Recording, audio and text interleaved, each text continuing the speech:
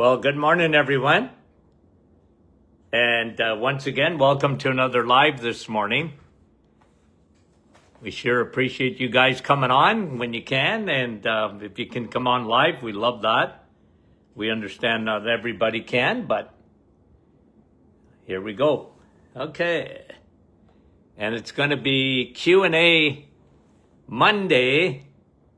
And let's say hello to some friends here as we get going. Andrea, good morning from Niagara Falls. And Kevin from sunny but very cold Oshawa.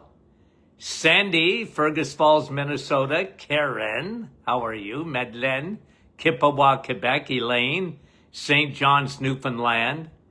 Dave from Cardiff. Rosalinda from freezing Niagara Falls, I think, is it? Carol, West Virginia. Fran, Orangeville. And Brahim, Beverly, New Brunswick. Nativity, asking how I'm doing. I'm very well. Thank you very much for asking. Frida, Georgie, Halifax, Nova Scotia. Sharon, and from Kansas. And Nellie, hi Nellie. Mary from Gander, Newfoundland. Sue from Bolton. All our faithful followers. We love you guys. Hi John from Elgin, Illinois. Lorraine from British Columbia. And Laurie from Cambridge. Sandy from Chilliwack, British Columbia. Karen from Sault Ste. Marie. Darlene. Dennis, good morning. Bruno, bonjour. And Wanda from Virginia, how are you? Janice, Brampton. Milika from Stouffville. Wendy, Markham. Gail, Mount Pearl, Newfoundland. Karen, Peterborough, thanks for coming on. We appreciate it. Hi, Sherry. I want to sing, Sherry. Maria. Rhoda from Labrador. Brahim says it's quite warm in Portland. It's cold, I think, just about everywhere else. Hi, Dave. And Janine. Oh, Dave's saying hello. And Dave from Muskoka. And Keith. Dave, 3 Daves in a row. I can't get over it. Rita. Karen, Innisfil. And Lynn, how are you? From Aurora. Diane, Huguette, bonjour. Hurst, Ontario. Francis, and Donna. A couple of more guys. Kathy, Kathy's in Wasaga Beach. Cindy, Arnstein, nice. Catherine, Springdale, Newfoundland. And Lucille. Tina, Nova Scotia. And Anne, freezing. In Lively. Denise. And okay. Lily. Again, I'm going to say hello to Doc McEwen. Just folks that I don't see. I didn't see, who else? Oh, Pulaski, Tennessee. Who was that again? Linda, Diane, Lisa Marie, John. Who did I miss from Pulaski, Tennessee? I just went past me so far. Marla.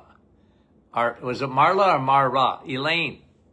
Yvonne. Okay, now I'm getting bad because I'm talking. And Beverly and Mara. Cheryl. Cheryl says, me too, me too. Cecilia. Shediac, Nouveau Brunswick. Judy from New Brunswick. Thanks for coming on. Hi, Paula Joe. Janice. Is that Florida? What are you talking about? Sandy. Mary. Donna. And let's get back to the questions here. Wanted to say, hi, Serpa. See, Serpa? I was waiting on you. Arlene. Doc McEwen in Tennessee. Hello. And Yolande. Usually I see her. Often I don't see her name. I know she's on. Well, I think she's on. Patricia, Deb. People that for some reason, I never see their names. okay, or rarely see their names. Okay, let's go back to questions, okay? And Cease from the Netherlands. Carol's from Wasaga Beach. Patricia. I think there was a Patricia from Pulaski too, right? No? Yes? No? Okay. Anyway. Linda. We love Linda's, by the way, okay? Hi, Simon. Hi, Donna. Linda is asking, how many Navital would I take daily to get rid of high inflammation from arthritis and high blood pressure? Yes, Navital is very anti-inflammatory, and because it elevates your nitric oxide, it is very good for high blood pressure. A lot of people use it. They find it to be very effective. Look, here's what I would do, because if you were in my office and I was recommending Navital, I would probably start you off with a loading dose of maybe 4 capsules a day for a month.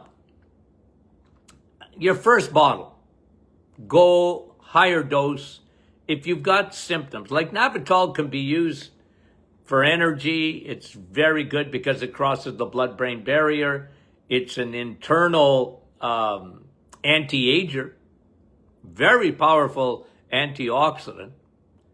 And so it's good for a lot of things. It's, you know, it's sort of our flagship product. And I used to give a loading dose for people that had symptoms of severe inflammation, arthritis, for example, or high blood pressure. Loading dose for about a month, then you can go to 2 capsules a day. You know, try that out, because that was very successful in my practice days. Is it harmful to cook with only cast iron frying pans? I don't. Look, I never got too uptight about cast iron frying pans. I really didn't. You know, I think if you've got hemochromatosis with too much iron, maybe. But I never attributed that to cast iron. You know, maybe folks here on the on our chat here might make a comment about it, but I don't know. I never got too uptight with cast iron frying pan. I remember as a kid, I don't think my mother had anything but that. So I don't know, you know, until the Teflon came in and all those others. What's worse? I think the cast iron is good myself.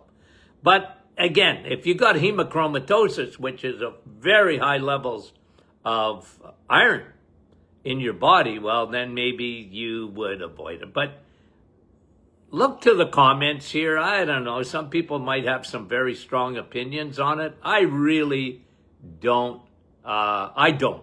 Okay? I don't have a strong opinion against it. So maybe I'm in the minority, but what's new? I'm often in the minority. Okay. And that was Jan. Thanks, Jan. Andrea, her mother-in-law, hold on now. Yep, mother-in-law just had calcium scraped from her eye. Okay, 2 months ago.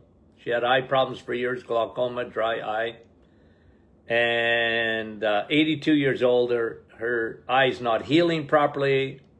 How much DHA? I would do at least 4. And I would combine it, Andrea, with your mother-in-law with, I would do 4 for a month. 4 DHA and 4 Navital. Again, I talk to you guys, I think, just about every Friday and Monday if we do Monday questions. I talk to you often about the eyes and DHA and the eyes with Navital pine bark and combining the two. Like I proved it to people. I proved it to tens of thousands of patients over the years with their eyes. And, you know, your mother-in-law has to be a diabetic. I mean, to have, what has she got here? glaucoma, dry eye, and probably some cataracts. Yep, diabetic eye. Is she? Probably. Okay. I'm saying she is, even without knowing her, just to get that much trouble with your eyes. Remember, diabetes, sugar, circulation. Think eyes, think kidneys, think legs, diabetics. What do they have trouble with? Yeah, big time. Circulation. Sugar is toxic. Okay? Toxic. But I've seen some wonderful things happen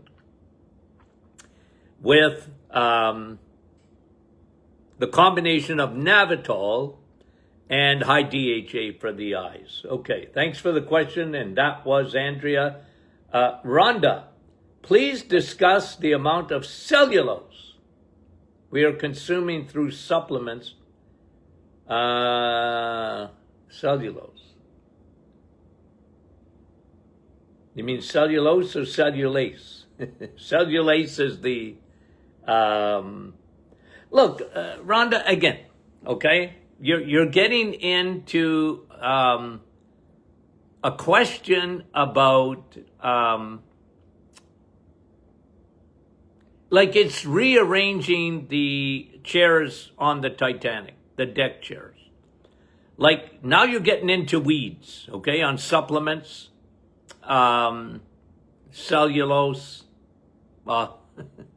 There's so little in there that, to me, I've never worried about it. Like if any supplement has any cellulose in as a filler, because that's what they usually do.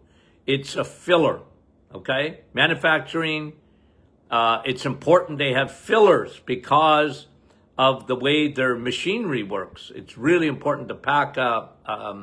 You can't have a half-empty capsule.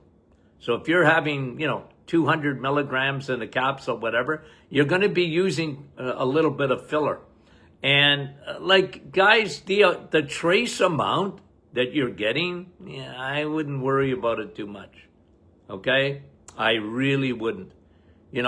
Make sure your supplier, because we use it, Veggie Caps, and they're very good. And I've never seen a problem, Rhoda. Like if you're, worried about it, I don't know what to tell you about. Like I just haven't seen any. Look, if you're, I've talked against cellulose in this fashion, okay? Because you're not a rabbit, nor a cow. And rabbits and cows have enzymes called cellulase to break down cellulose. When you're eating vegetables, you get some, cellulose. And we don't have that enzyme. But in a capsule as a filler, again, I maybe some folks here have some research or whatever. I've never seen any negative in the trace amounts that are used. So I'm not going to, I'm just not going to tell you something that I've never seen to be a problem. Okay? Thank you very much. Karen says it's Margie's 70th birthday. We're just a pup, Margie. You're a puppy. Okay, that was Rhonda. Thanks for the question, Rhonda. Colleen, Dr. Martin's protocol for multiple myeloma. I have the study on omega-3 DHA destroying tumors. What's the high dose when you have cancer? Well, Colleen, look, actually, it wasn't that high of a dose that destroyed tumors in the study that was done on DHA being like a Trojan horse for a tumor. It gets inside and then, because the tumors, okay, cancer, okay, let's just go over this real quickly. Cancer cells need fuel. What do they look for? Sugar. Okay? I've taught you that a million times. A tumor when cancer cells combine, they become a tumor, and tumors are usually encapsulated. I wish they'd leave them alone most of the time. But they look for fatty acids. Then they look for bad ones, like omega-6. Anyway, bad oils. But they'll pick up DHA, and the study is showing, there hadn't been a lot of studies, but there is one very interesting study that within, 12 days or 14 days, the tumor explodes. It's destroyed with DHA. And the dosage they used was very small compared to what I recommend, which if someone had cancer, I would have them taking about 10 grams, 8 to 10 grams a day of DHA. Okay? Good question. Thank you for it. And, my iPad keeps going up. That was Colleen. Thanks, Colleen. We appreciate you so much. Jan, would Dr. Martin comment about the evils of industrial food starch, please? Cornstarch, maltodextrin. Well, Jan, I don't like it. You know me and cornstarch. I mean, that, again, cornstarch is a fructose. And the problem with fructose, like high fructose corn syrup, the problem with that, it goes directly to the liver. It is responsible mainly for what we see today, which is an onslaught of fatty liver. Okay? So, I don't like it. I don't like cornstarch. Okay? And I don't like high fructose corn syrup. And again, corn. They think it's health. Corn's healthy, Dr. Martin. Yeah, but not when they break it into a fructose, and man-made, by the way, and it goes to your liver. In 1980, they changed the soda companies like Pepsi and Coke and all that. They flipped their sugars, and it's been an unmitigated disaster ever since.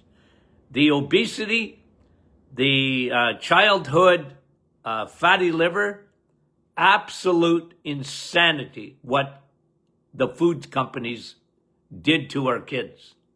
Adults too, but mostly to kids. So I don't like it. I don't like it. I don't like maltodextrin or whatever. They're just, they're sugars that break down quickly in your system. And, not good for you at all. Try and avoid as much as possible. Okay. That was Jan. Heidi. What is the best dosage of Martin Clinic probiotic? Which is the best, by the way? And I'm biased, but I'm right. Why? Well, because we formulated it. And with clinical experience. So what dosage are you asking? Heidi's asking. Someone who became lactose intolerant. Okay. Let me just give you an overarching principle, okay, of where I come from. Is there celiac? Of course there is, but it's rare. Is there gluten intolerance?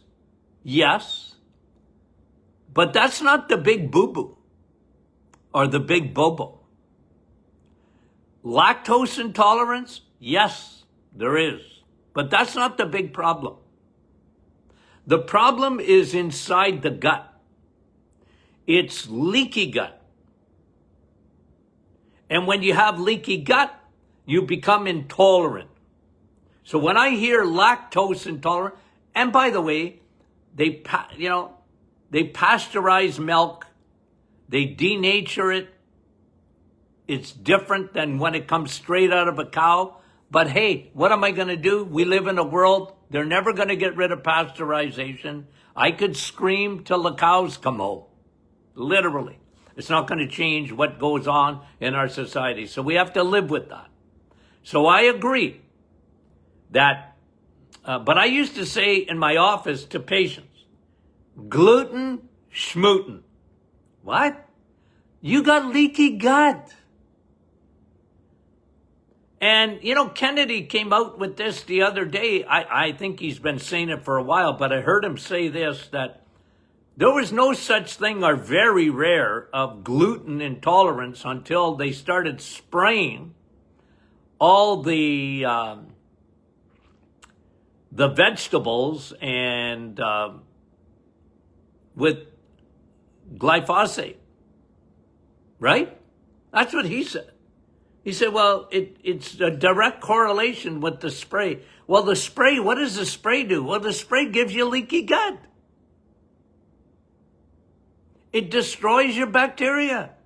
It causes a dysbiosis inside the body. So I've always said that to patients. I said, fix your leaky gut. And it's just shocking how many thousands of my patients were able to do dairy again. We're able to tolerate gluten again. Now, I'm not big on gluten because, well, I'm not big on eating gluten in a way because everything with gluten in it is a carb that breaks down quickly into sugar. So when you avoid that, you're doing a good thing too, okay? But I just wanted to say that, and I appreciate it. Now you ask me a question, then I'm going to get to the answer to it. Because you said, how many probiotics? Well, I would do a higher dose for about a month. I like high dosing for, about a month. Sometimes I've had patients on longer, but if you were in my office, if I saw that you had leaky gut, which you do, and I would probably have you on a double dose of 6 probiotics a day for a month to get at the problem and start fixing. And then I'd have you on bone broth too with L-glutamine so that I could help knit up the digestive tract. And even gutties. Anyway, thanks for the question. And that was Heidi. Thanks, Heidi.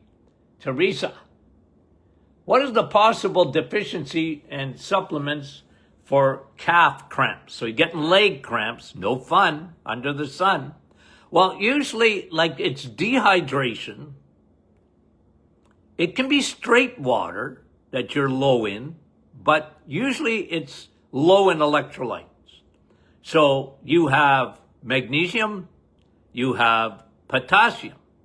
Those are usually the two that you could be low in. Low in magnesium. Some people, they take magnesium and their cramps go away.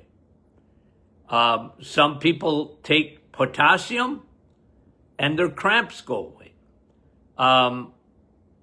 You get an electrolyte with sodium and magnesium and potassium, and their cramps go away. So it could be any of those. But you got to drink water too. There's a lot of people, especially if they're on any kind of medication, are dehydrated. Any med is going to dehydrate you. So I like a pinch of Himalayan salt or whatever, but if you're actually getting cramps, you might be taking some. And you're not going to get enough potassium by eating a banana, by the way, or an avocado. You're just not. It's not enough in there. Okay? Okay. That was Teresa. Judy, I have read numerous articles stating that beetroot powder will increase nitric oxide. Yep, it does. It does. Beetroot powder. I think I talked about this. Did I the other day? Did I answer this? Like, I like what beets do. I don't like the taste of a beet. Some people love that stuff. Not me. Anyway, yeah, I like beetroot powder. I do. But here's me, okay? And it's just because I have clinical experience. Beetroot powder is good. Navitol to elevate nitric oxide is better. And you know what else is better than beetroot powder as far as elevating nitric oxide? Vitamin D. The sun. Now, we got the sun out, but it's freezing. So it's time to supplement. But that's just a fact. But I like beetroot powder, okay? I'd have it in my top 3. But above it, I have Navitol and vitamin D. Okay? Thank you. Good question. I appreciate that very, very, very much. And that was Judy. And Judy, you read those things on Navitol. Google pine bark extract. You'll see a lot of studies on nitric oxide. Okay, Louise is asking a question. What is the difference between sclerosis and multiple sclerosis? Well, sclerosis is, here's what the word means. Hardening. Okay? Atherosclerosis. Hardening of the arteries. Liver sclerosis, right? Hardening of the liver. But multiple sclerosis is different because it's hardening inside. It creates plaques, hardening plaques in the brain. Usually with MS, 4 areas. Okay, multiple sclerosis. So sclerosis is hardening. Multiple sclerosis, MS, is a multiple sclerosing of the brain tissue, usually in 4 different areas, okay? When they do an MRI or whatever to diagnose MS, okay?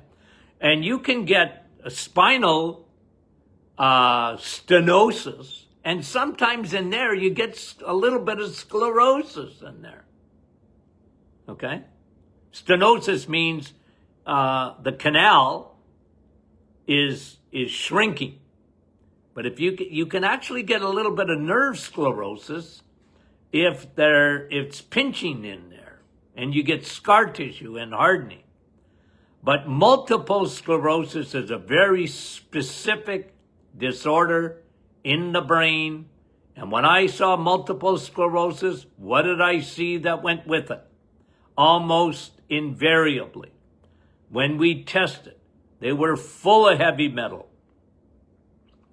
full of especially mercury, lead, full of yeast, fungus, candida. They always had leaky gut, leaky brain, always. I never saw an exception to it. Okay?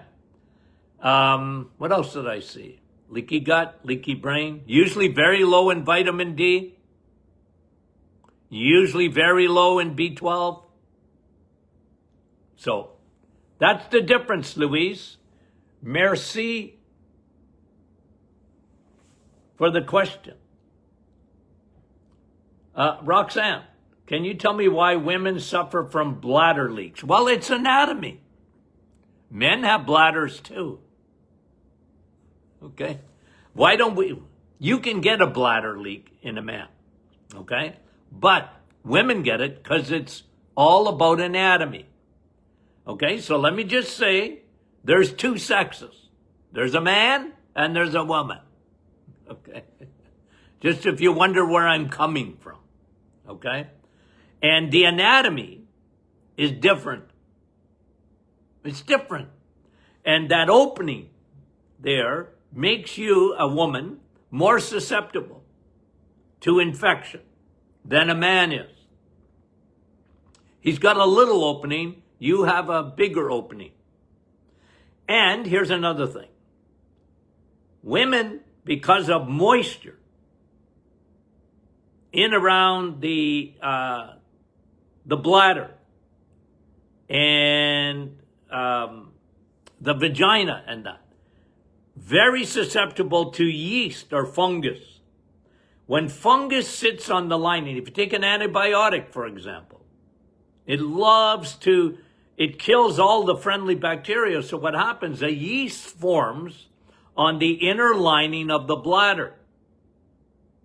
The bladder will, with that, oftentimes, especially in menopausal years, the bladder will descend because progesterone is very much involved in strengthening smooth muscle, which the bladder is. It's smooth muscle, just like the gallbladder, smooth muscle. You need progesterone for that, ladies. You get into menopause or you have estrogen dominance or postpartum and progesterone goes down and the smooth muscle gets affected by that. So it all has to do with anatomy. Women are different than men. Okay? I said it. If it offends you, sorry.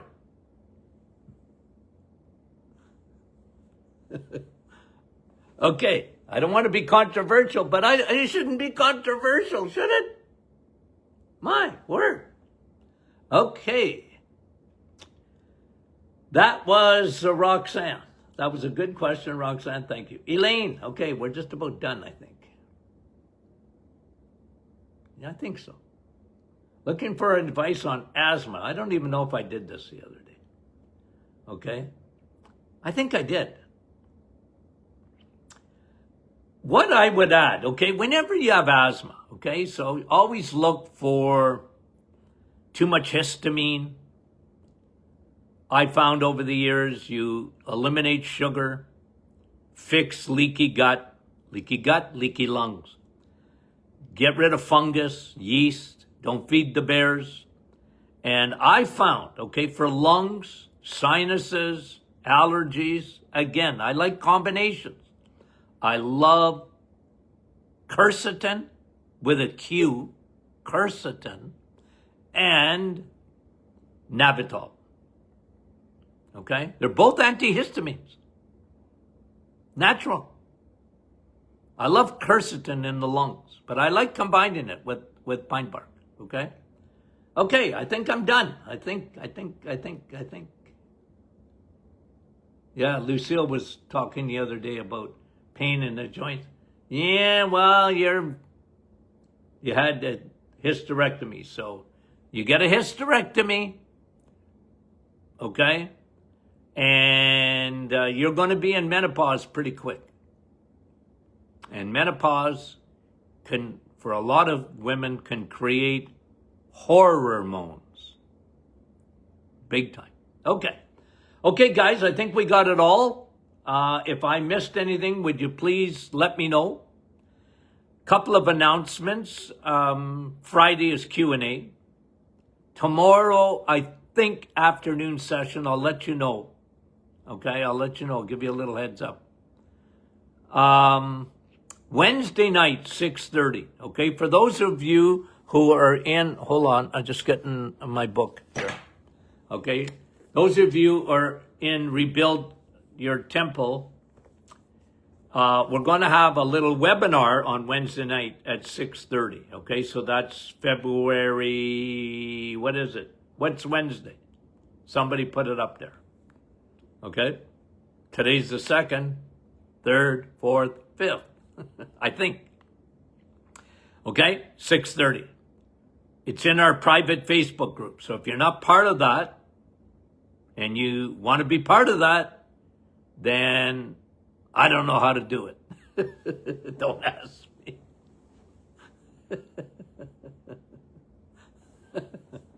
Okay. Okay, I think those are announcements in Canada. And okay, in Canada, you can get Sun Steak and Steel. Still available. Okay? Amazing. Okay, I think we're on about the 5th print of that book. We got to get it into the States. Okay, we love you. Talk to you soon.